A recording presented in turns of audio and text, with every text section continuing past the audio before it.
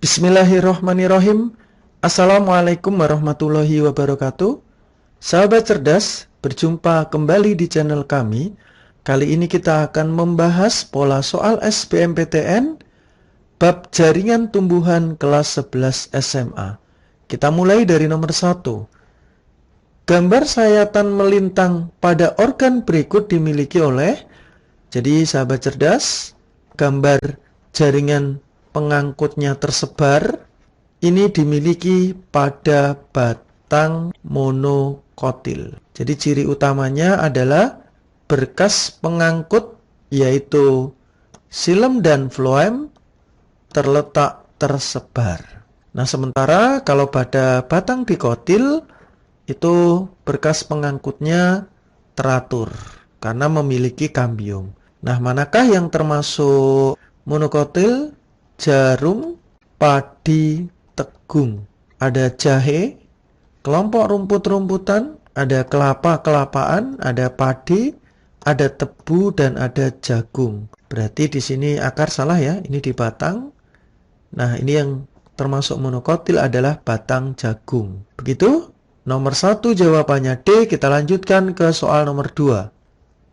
Seleksi unsur hara yang diserap akar tumbuhan dilakukan melalui pita Kaspari yang terdapat pada jaringan apa? Jadi sahabat cerdas, di jaringan akar singkatannya ekor ente persis paha kambing si Emi. Nah, ini kita gambarkan ya sahabat cerdas. Jadi yang pertama adalah bulu akar, ini merupakan modifikasi dari epidermis. Kemudian ini adalah kortek, N-nya endodermis. Ini adalah persis, berarti ada pericycle dan ada nanti floem di sini. Nah, kemudian di sini ada xilem, di sini ada kambium, tempulur. Nah, air ini ya, itu masuk melalui dua jalur. Ada aliran simplas langsung menembus sitoplasma, terus ada aliran yang kedua yaitu apoplas lewat antar sel. Nah, cuman di sini ada penebalan nih, endodermis. Nah, yang disebut penebalan pita Kaspari sehingga mengontrol masuknya air. Nah, jadi pita Kaspari ini ada di bagian endodermis. Kita lanjutkan ke soal nomor 3. Daun merupakan organ tumbuhan yang berperan dalam proses fotosintesis dan transpirasi.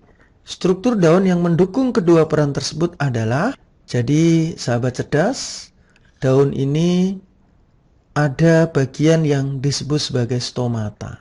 Nah, stomata ini berfungsi sebagai pertukaran gas. Kalau dalam fotosintesis, dia mengambil CO2, nanti akan melepaskan oksigen. Tetapi, kalau di kondisi panas tertentu, stomata ini juga akan mengeluarkan H2O dalam bentuk uap air yang disebut sebagai proses penguapan transpirasi. Nah, berarti bagaimana organ daun itu mendukung proses transpirasi maupun fotosintesis? Daun itu akan lebar sehingga pengambilan CO2 lebih banyak, tetapi dia tipis sehingga luas area daun dan volume daun itu perbandingannya besar. Daunnya lebar tapi tipis. Sehingga semakin luas daun maka akan terjadi banyak transpirasi. Juga akan bisa banyak mengambil CO2.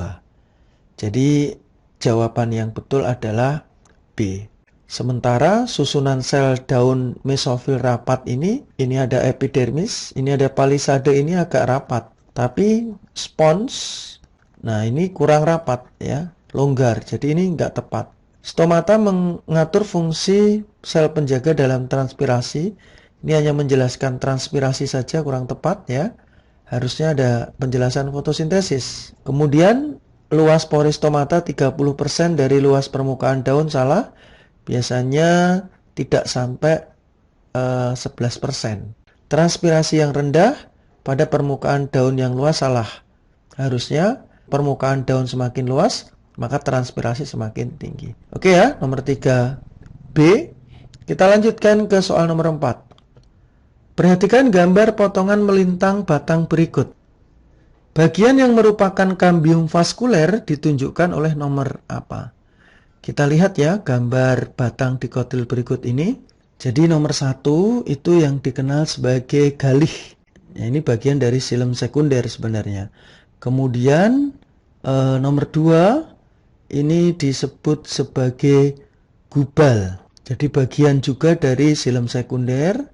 Kemudian nomor 3 ini dikenal sebagai kambium pembuluh, juga disebut kambium vaskuler.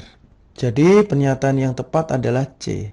Sementara nomor 4 ini merupakan floem sekunder, dan yang nomor 5 ini adalah lapisan periderm.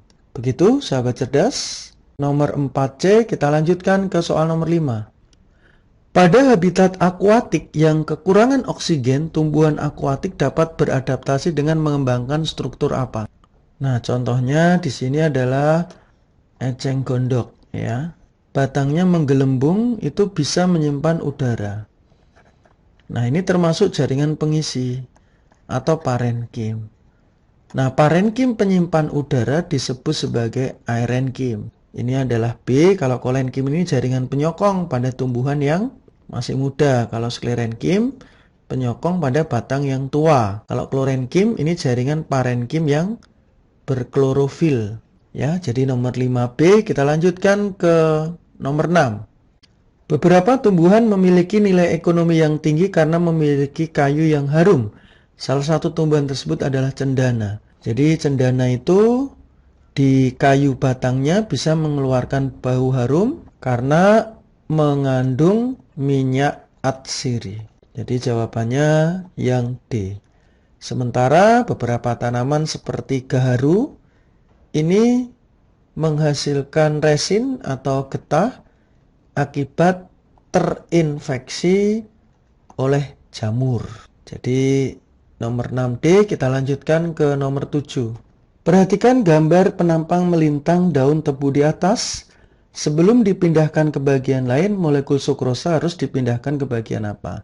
Kita lihat ya, penampang daun tebu. Itu ada yang khas, yaitu adalah jaringan yang mengangkut gula. Sukrosa itu adalah floem. Nah, floem di sini adalah vena. Nah, ini floem. Untuk bisa membuat sukrosa, fotosintesis terjadi di bagian yang disebut sebagai seludang pembuluh. Nah, seludang pembuluh ini tempat membuat glukosa atau membuat gula. Nah, gulanya di sini berupa sukrosa. Kemudian setelah itu ditranslokasikan, dipindahkan ke floem untuk diangkut ke seluruh bagian tanaman. Berarti dari D ke C. Oke ya, nomor 7D kita lanjutkan ke soal nomor 8. Sel kambium pembuluh, batang dikotil membelah dan berdiferensiasi ke arah bagian luar, batang membentuk apa? Nah, sahabat cerdas, nah ini ikatan pembuluh yang merah. Di sini ada floem, di sini ada silem. Jadi floem di luar, silem dalam, nyelem. Nah, di sini ini adalah jaringan kambium yang akan tumbuh ke arah luar.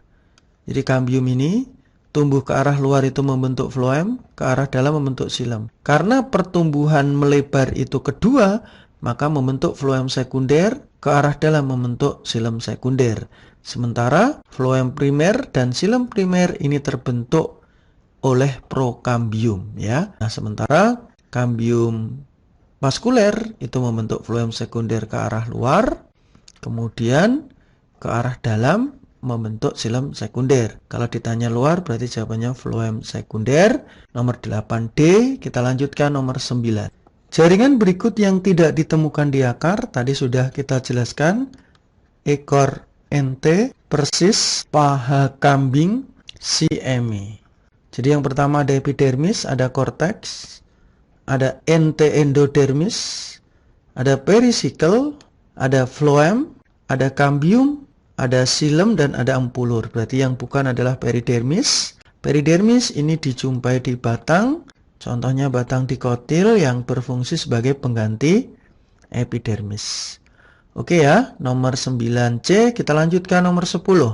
Getah yang keluar dari batang tumbuhan yang terluka mengandung apa? Jadi macam getah itu ada 3 macam ya, HLR. Yang pertama ada hidrokoloid atau hidrogel, kemudian ada latex, getah karet, dan ada resin. Nah, hidrogel ini adalah gum. Ini merupakan senyawa organik kompleks. Nah, contohnya berupa polisakarida. Sementara latex ini dihasilkan oleh sel lactifer. Ini menghasilkan getah polisakarida juga. Getah yang merupakan senyawa organik juga. Nah, contohnya adalah karet.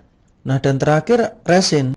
Nah, sementara resin ini merupakan senyawa terpenoid maupun fenolik yang bersifat menguap, volatil maupun non-volatil yang tidak mudah menguap.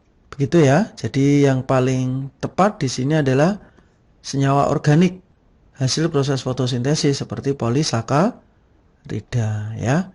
Jadi jawabannya adalah C. Kita lanjutkan ke nomor 11. Kambium pembuluh pada batang dikotil akan membentuk floem sekunder dan silem sekunder. Arah pembentukan yang benar. Kambium pembuluh pada batang dikotil akan membentuk floem sekunder dan silem sekunder. Arah pembentukan yang benar adalah, jadi kalau floem sekunder itu ke arah luar, silem sekunder ke arah dalam, ya. Jadi keluar bentuk floem sekunder, ke dalam bentuk silem sekunder, berarti A. Kita lanjutkan ke nomor 12. Urutan penyusun jaringan akar yang paling tepat berikut ini adalah ekor ente, persis, paha kambing si Emi. Jadi yang pertama epidermis, korteks, ini coret, endodermis. Nah ini ya berarti ya. Nah terus perisikel, phloem, kambium, silem, M-nya empulur. Oke, 12C, kita lanjutkan 13. Ketika air masuk ke akar telah sampai ke silem, air akan bergerak ke bagian tajuk dengan cara apa? Jadi pengangkutan itu ada 2. Di dalam pembuluh disebut fasikuler. Contohnya di dalam pembuluh silem ya. Kalau di luar pembuluh namanya ekstravasikuler. Nah, di luar pembuluh kalau kita gambarkan tadi sudah sangat jelas sekali. Ini gambar dari jaringan akar. Jadi air itu nanti masuk melalui jaringan di luar pembuluh namanya ekstravasikuler. Melalui bulu akar, nanti epidermis, korteks, endodermis. Kalau lewat celah-celah namanya apoplas ya. Kemudian kalau langsung melewati sitoplasma nanti namanya aliran simplas. Jadi apoplas dan simplas ini ekstravasikuler, bukan masuk ke silem. Berarti ini nggak boleh ya. Simplas apoplas. Nah, simplas apoplas ini biasanya terjadi sebelum masuk ke silem ke atas. Ke atas itu berarti ke tajuk tadi. Nah, bagaimana air itu dari silem bisa masuk ke atas? Itu dengan pembuluh silem yang kecil. Namanya adalah pembuluh kapiler. Nah, kapiler ini di mana nanti ada daya kapilaritas. Nanti terjadi ada gaya antara air dengan air yang disebut sebagai kohesi. Biasanya lebih besar daripada gaya ikat antara air dengan silemnya, adesi. Nah, ini yang menyebabkan airnya naik ke atas atau dikenal sebagai aliran massa. Ini ya, E. Seperti itu ya, nomor 13 jawabannya E. Kita lanjutkan nomor 14. Sel pengiring pembuluh tapis tidak harus memiliki mitokondria yang melimpah untuk memproduksi energi dalam bentuk ATP. Jadi sahabat cerdas, pembuluh angkut itu ada floem dan ada silem. Nah, floem ini dikenal sebagai pembuluh tapis. Biasanya diiringi dengan sel pengiring. Kemudian kalau silem itu disebut sebagai pembuluh kayu yang mengangkut air. Silem ini disebut sebagai pembuluh kayu. Nanti ada namanya sel penerus. Nah, ini mengangkut air. Phloem food makanan mengangkut hasil fotosintesis. Nah, jadi kalau kita gambarkan ini daun, ada epidermis, ini ada palisade, kemudian ada spons. Ini palisade ya, ini ada spons. Nah, ini ada jaringan pengangkut ya. Misalnya di atas ada silem, di sini ada phloem. Nah, ini disebut sebagai bagian tengah daun atau mesofil. Nah, jadi hasil fotosintesis berupa gula ini ditransfer oleh sel pengiring sebelum masuk ke floem itu memindahkan dari mesofil ke floem. Jadi sel pengiring ini tugasnya adalah mentransfer hasil fotosintesis dari mesofil tengah daun itu menuju ke floem untuk diedarkan ke seluruh bagian tumbuhan. Maka karena tugasnya adalah sel pengiring mentransfer, maka dia butuh energi. Energinya berasal dari ATP. ATP ini didapatkan melalui proses respirasi sel. Nah, terjadinya di mitokondria. Maka tidak harus memiliki mitokondria, salah. Tidak memiliki mitokondria, maka dia tidak bisa menghasilkan ATP untuk memindahkan makanan dari mesofil ke floem. Sel pengiring pembuluh tapis berperan membantu pengeluaran substansi hasil fotosintesis, betul ya? Jadi dari mesofil ke dalam substansi ke dalam floem. Salah betul, jawabannya D. Serat pada batang pisang kuat sehingga dapat disulam menjadi kain atau tali, betul ya? Jadi serat pada batang pisang ini tersusun oleh jaringan bumbuluh kayu atau silem. Ya, biasanya bisa digunakan untuk tali. Silem itu fungsinya adalah nyelam, berarti mengangkut air dan mineral dari akar sampai ke atas. Jadi ini pernyataan betul. Serat pisang merupakan pembuluh silem, betul, tapi mengangkut hasil fotosintesis, salah ya. Jadi betul, salah C. Demikian sahabat cerdas pembahasan pola soal SBMPTN bab jaringan tumbuhan. Sukses selalu. Assalamualaikum warahmatullahi wabarakatuh.